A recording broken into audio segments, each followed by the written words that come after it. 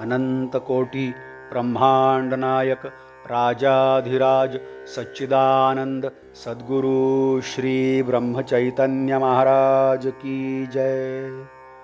श्री राम समर्थ। 24 सितंबर। परिवार में कैसे बरतें।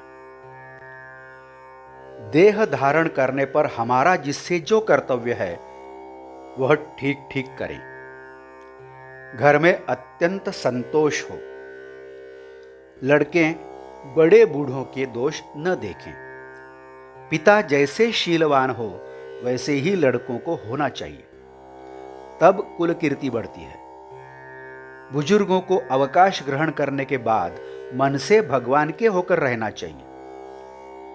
गृहिणी भी पति के सिवाय और किसी को देवता न माने। सब लोगों को अखंड भगवान का स्मरण करना चाहिए। जो मनुष्य जवानी में स्वाभाविक जीवन जिएगा वह बुढ़ापे में भी स्वाभाविक ढंग से जी सकता है। मतलब यही कि बुढ़ापा उसके लिए बिल्कुल कष्टदायी नहीं होगा।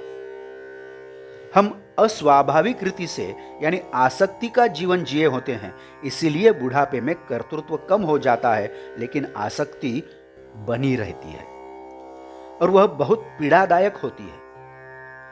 जिस मनुष्य की आसक्ति या आग्रह बुढ़ापे में छूट गए होते हैं, उसका शरीर चाहे क्षीण हो जाए फिर भी वह सबको प्यारा लगेगा।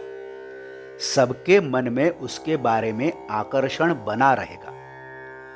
कमजोरी के कारण उसे सुनाई कम देगा, कम दिखाई देने लगेगा, पिछली बातें याद नहीं रहेंगी, नींद कम आएगी, लेकिन यह सब होकर भी कोई उससे उबेगा नहीं, न वह खुद भी अपने जीवन से उबेगा।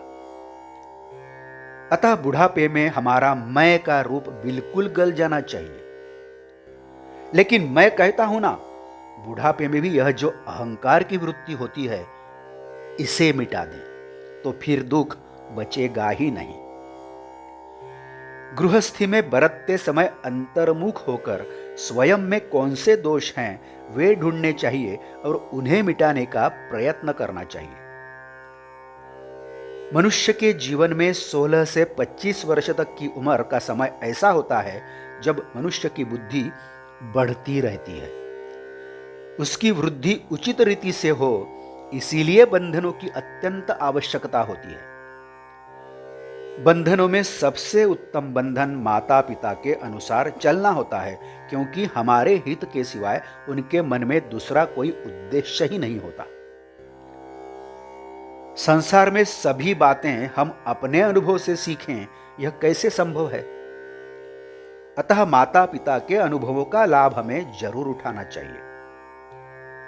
हमारे माता पिता से कभी भूल होगी ही नहीं ऐसा नहीं है, क्योंकि भूल हो जाना तो मनुष्य का धर्म ही है, किंतु हमारे बारे में उनमें जो हितबुद्धि होती है उसके कारण उनकी भूल से हमारा स्थायी नुकसान नहीं होगा।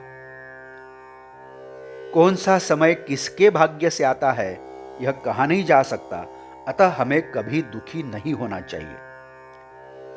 सत्कर्म जितना बड़ा होता है संकट उतने ही अधिक आते हैं।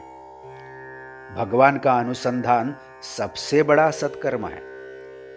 अतः हम निश्चय पूर्वक और निशंक भाव से उसका नाम स्मरण करें और आनंद में रहें। आज का बोध वचन।